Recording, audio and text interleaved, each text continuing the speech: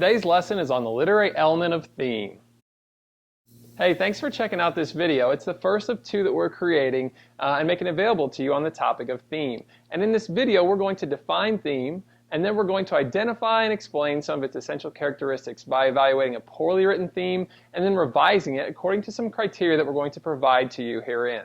Then in the second video in this series, we're going to work on developing a process that will help you consistently write effective theme statements by watching a movie clip and getting a chance to break that down through two questions that will help you to write effective theme statements consistently. So with that being said, let's get to the definition! A theme in literature is defined as a message about life, society, or human nature that readers determine while reading the text. Now, it's important to pay close attention to that last part. A theme is something that the reader determines while reading the text. This means that as you're reading a work, you need to be actively thinking about its potential theme, and that the answer that you arrive at should be unique to you.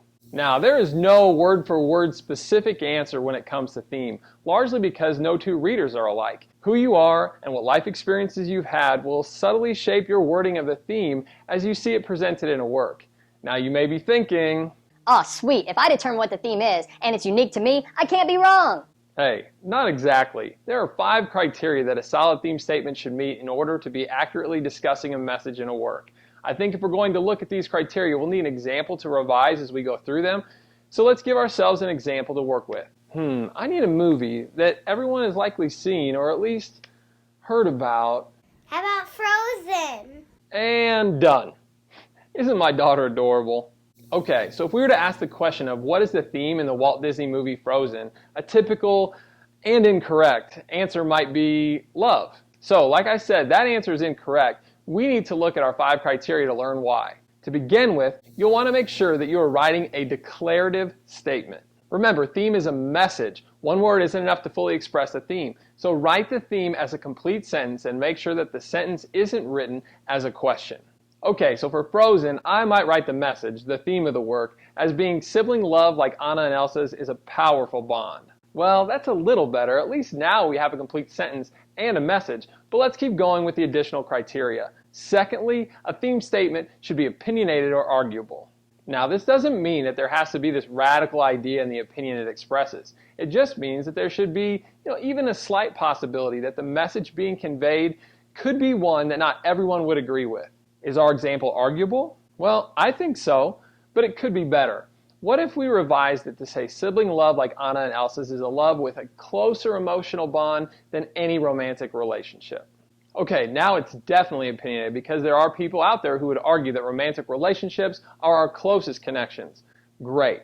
On to the next criteria. Now we need to determine if the theme is not specific to one text. This is typically pretty easy to spot. Most of the time this criteria is not being met because you've named a specific person, a place, or a part of the story. So let's go in and look to revise our example. See where we've mentioned Anna and Elsa? That's the part that we need to remove. So, let it go, let it go.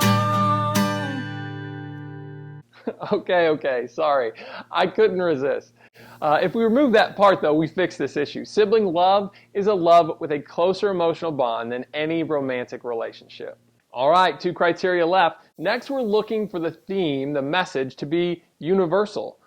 One way to think about this criteria is to ask myself, is this message timeless? Part of what makes any universal theme so great is that it taps into the very fabric of the human experience, and those experiences and their messages tend to resonate with readers around the world and across time. I think our example here already fits this criteria, as the emotional bond between 2 siblings is something that anyone from any time or culture can, on some level, relate to.